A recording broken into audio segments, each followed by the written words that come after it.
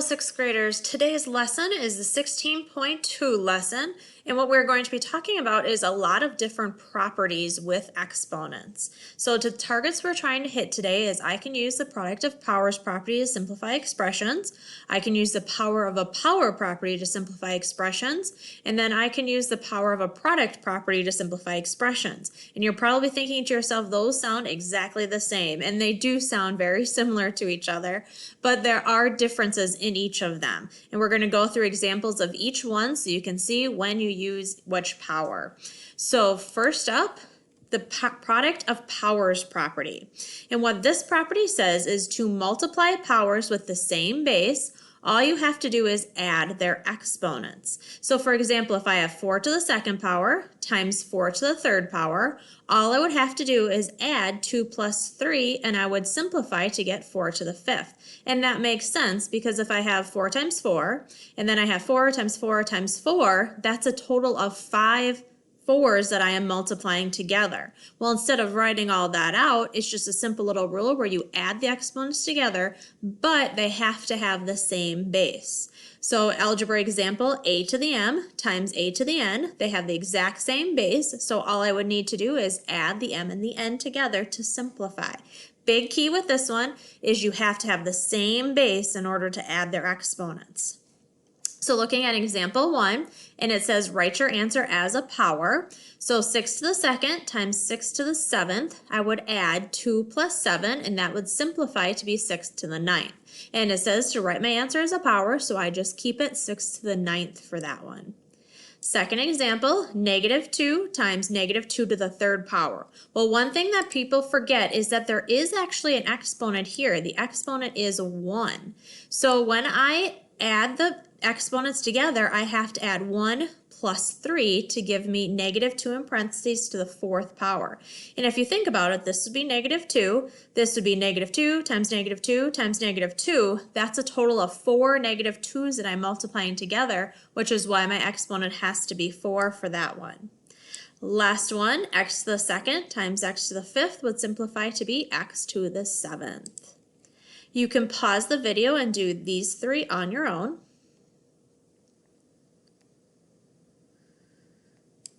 All right, to check those three, oops, I forgot to put write your answer as a power in the last slide, but what they would be 6 to the second times 6 to the fourth would simplify to be 6 to the sixth. -1/2 in parentheses to the third times -1/2 to the sixth, those have the exact same base, so it would be -1/2 to the ninth power when I add 6 plus 3. Last one, remember there is a 1 in front of the z, so 12 plus 1 would simplify to be z to the 13th power. Next property is the power of a power property. And what that says is to find the power of a power, multiply the exponents.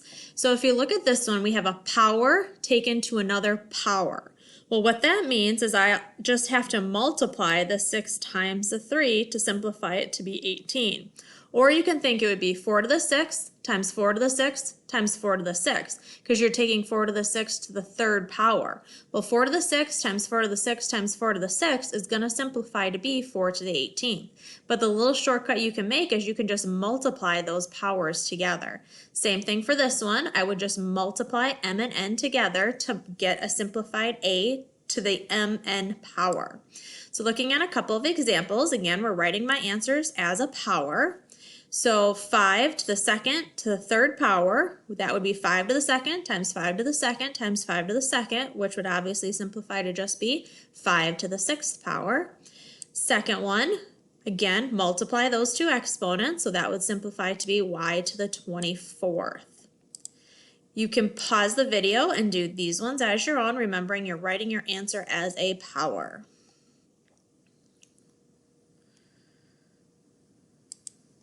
All right, to check these ones, we have 4 to the 12th because 4 times 3 is 12. We have y to the 8th because 2 times 4 is 8. And then we have in parentheses -4th to the 6th because 3 times 2 is 6. Last power is the power of a product property. And how I remember this one is I distribute the exponent to both bases. To find the power of a product, find the power of each factor and multiply. So for this one, it's almost like I'm taking this 5 out here and I'm distributing it into both of those numbers. So that means it's going to be 3 to the 5th times 2 to the 5th. For this one, m would be distributed into both of them, so it would be a to the m times b to the m. Now, is this one different than the last property? Yes, because you have more numbers on the inside. The last one, you just had one number on the outside, so this one's a little bit different than the last property was. So now we want to do some examples. Now, these ones do not say write your answer as a power. These directions say simplify each expression. So you're going to see these are going to look a little bit different. So the first one, I am going to distribute that 2 into both of those numbers. So it would become 4 to the 2nd times x to the 2nd. But then I want to simplify this expression, and I can figure out what 4 to the 2nd power is. It is 16 times x to the 2nd. So this would be a simplified answer to this problem. This one, again, I distribute that 3 into both of those. So that would give me w to the 3rd power, z to the 3rd power, and that's as simple as I can get that one. Last one here, I would distribute the 4 into both of those. So that would give me negative 6 to the 4th power, y to the 4th power. Well, I can simplify negative 6 to the 4th power by multiplying negative 6 times negative 6 times negative 6 times negative 6, and that gives me 1,296 y to the 4th power. So you'll notice for these ones, the directions change a little bit. They don't want you to just write it as a power. They want you to simplify the expression. So please answer these 3 on your own. All right, to check these ones, again, we're distributing a 4 into both of those. That's going to give me 5 to the 4th, y to the 4th. And then I can figure out what 5 to the 4th power is. It is 625 y to the 4th power, and that's my simplified answer. Number 8, I would distribute the 5 into both of those. That would give me a to the 5th, b to the 5th. And last one, remember I got to distribute that 2 into each of those expressions in there. So that would be 0.5 to the 2nd, m to the 2nd, n to the 2nd. Well, I can simplify 0.5 to the 2nd would be 0.25 m to the 2nd, n to the 2nd. Last up, example 4, real life application. A gigabyte of computer storage space is 2 to the 30th bytes. The details of a computer are shown. How many bytes of total storage space does the computer have? Well, they give me the total space is 64 gigabytes. But in order to figure out how much total it has, I want to rewrite this as an exponent, and I know 64 is actually 2 to the 6th power. So the number of bytes in a gigabyte is 2 to the 30th. They gave me that answer right there.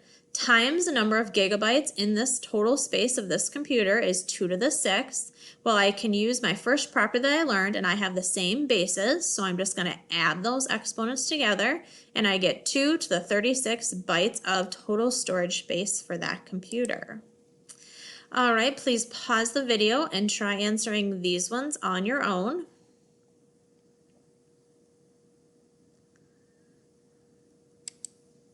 All right, to check these ones, it says how many bytes of free storage space does the computer have?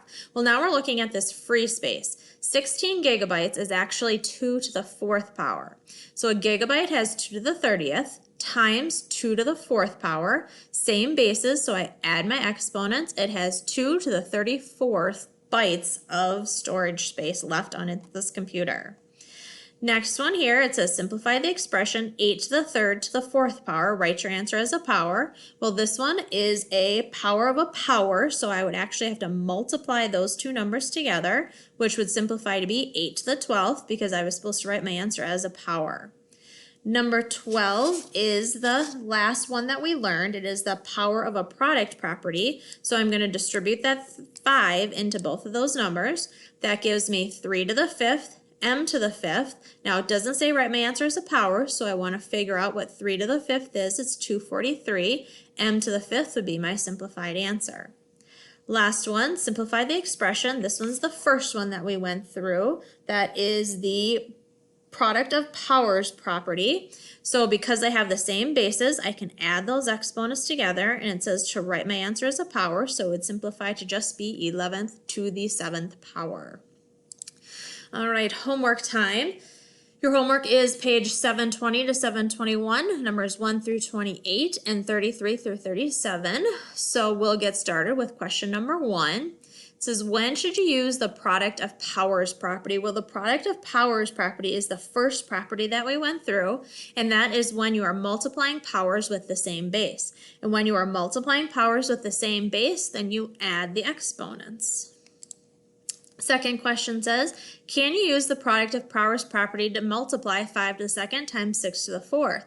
And the answer is no, because the bases are not the same. Notice how this base is a 5, this base is a 6. That means I cannot add those two exponents together because my bases have to be the same in order to use the product of powers property.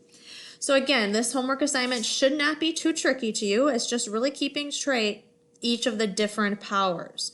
But it just takes a little bit of practice, and then you'll see it's really just a mixture of adding and multiplying and distributing in exponents. If you have any questions, please feel free to email me and I will answer them for you. Thanks for watching.